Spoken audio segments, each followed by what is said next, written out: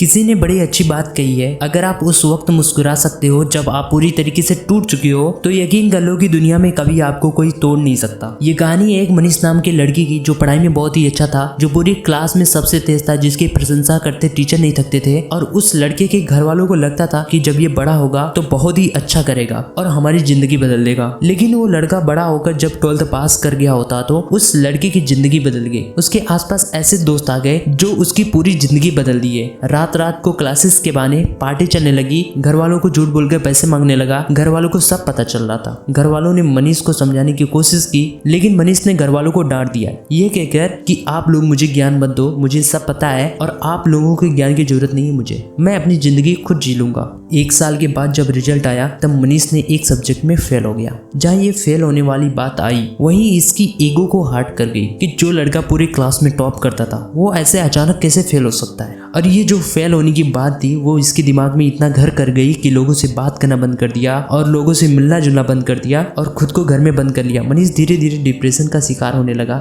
ऐसा लगता था कि उसके लाइफ में यहीं पर ब्रेक लग जाएगा, सब कुछ खत्म हो जाएगा। मनीष जिस स्कूल में पढ़ता था, जहाँ से उसने 12th पास किया था, वहाँ के प्रिंसिपल को जब ये बात पता चली तो उन्होंने मनीष को अपने पास बुलाया। मनीष प्रिंसिपल सर का बात नहीं टाल सकता था, तो शाम को मनीष सर के घर पहुंचा। जाकर देखा कि सर घर के गार्डन में बैठे हुए हैं और अंगीठी पर आग ताप रहे थे। सर्दी का मौसम था, ये भी वहीं जाकर बैठ गया। सर ने पूछा, बेटा कैसे हो? इसने कुछ जवाब नहीं दिया, चुपचाप बैठा रहा। 15 से 20 मिनट तक दोनों में कोई बातें नहीं हुई। तो सर ने सोचा कि क्या अलग किया जाए जिससे बातें हो। तो उन्होंने आग में से जलते कोयले का एक अंगार अंगीठी में से निकाल कर नीचे जमीन पर रख दिए। मनीष ये सब कुछ बड़े ध्यान से ही देख रहा था और जैसे ही वो कोयले का अंगार बुझने लगा तो मनीष ने कहा, सर आपने उसे ऐसे ही बर्बाद कर दिया। जो कोयला जल रहा था तो उसे आपने ऐसे ही मिट्टी में फेंक दी। सर ने कहा, बेटा बर्बाद कहाँ कर दिया, ये देखो फिर से जलने लगा। सर ने उस कोयले को उठाकर फिर से आग में डाल दिया। कुछ ही देर में वो कोयले का टुकड़ा फिर से जलने लगा, पहले जैसा हो गया। प्रिंसिपल ने पूछा, बेटा कुछ समझ आया?